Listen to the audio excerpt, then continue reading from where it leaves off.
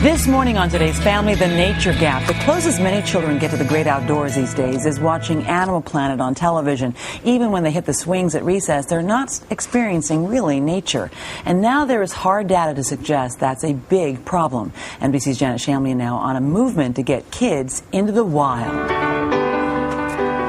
On a sunny Saturday, the scene is almost Rockwellian. Kids climbing trees and digging up bugs.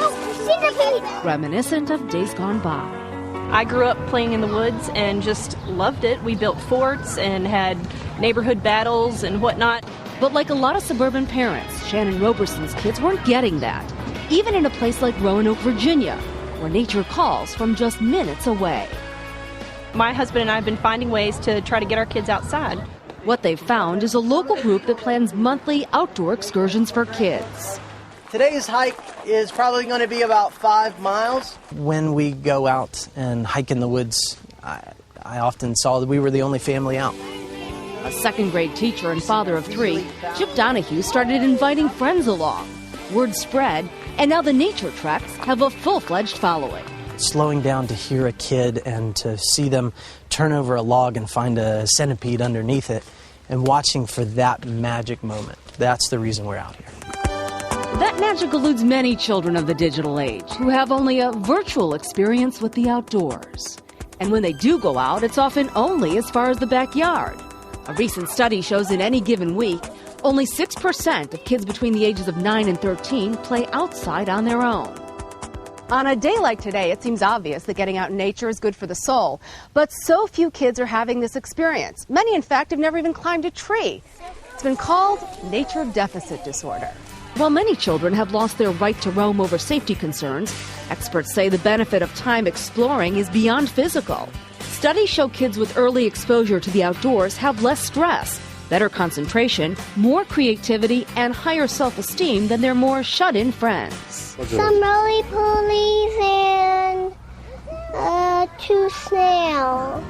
And those who grow up enjoying areas like this will be more inclined to protect them as adults. And they're going to feel that it is their park, that they can come in and have those experiences again. And as they grow older, they'll bring their children and fight for those parks to stay open. Hopefully bridging the nature gap for generations to come. We'll do it again next weekend. For today, Janet Shamlian, NBC News, Roanoke, Virginia. Richard Louv is the founder of the Children and Nature Network and the author of Last Child in the Woods, Saving Our Children from Nature Deficit Disorder. Richard, good morning. You say what we're seeing, children not going outside into nature, represents a major shift in our culture. How severe? How significant? Well, for all of human history and prehistory, kids went outside and played or worked in nature, and within the matter of 2 or 3 decades, we're seeing really the virtual disappearance of that potentially. And what are the psychological costs? When you say nature deficit disorder, specifically, what is the worst of that? Well, first, it's not a known medical term. It's just an easy way to talk about the implications of this. Studies have shown that attention deficit disorder can be reduced with just a little bit of contact with nature for kids.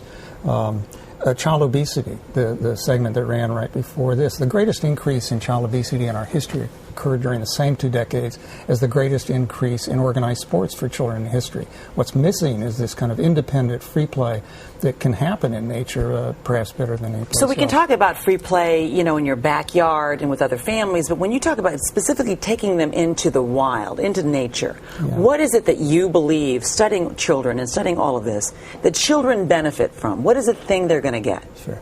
They're going to be, this is an antidote to depression. I mean, never before we've been giving as many antidepressants to kids.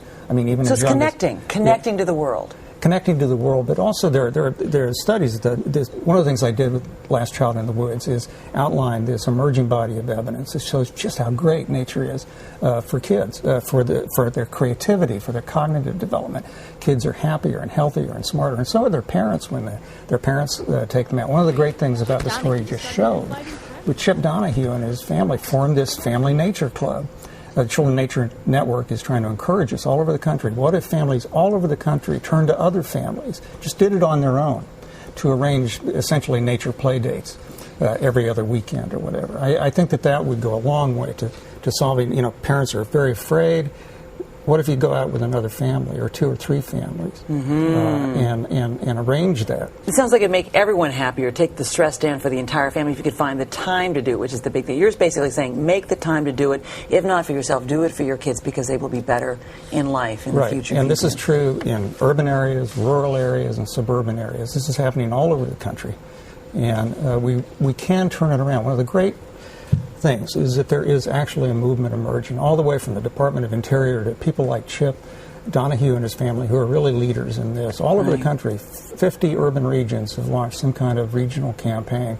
Governors are on it. But most importantly, at the grassroots, families are starting to do this for themselves. Richard Louv, we're going to try to put some of this material on the website. People can find out more information. Thanks so much this morning for talking to us.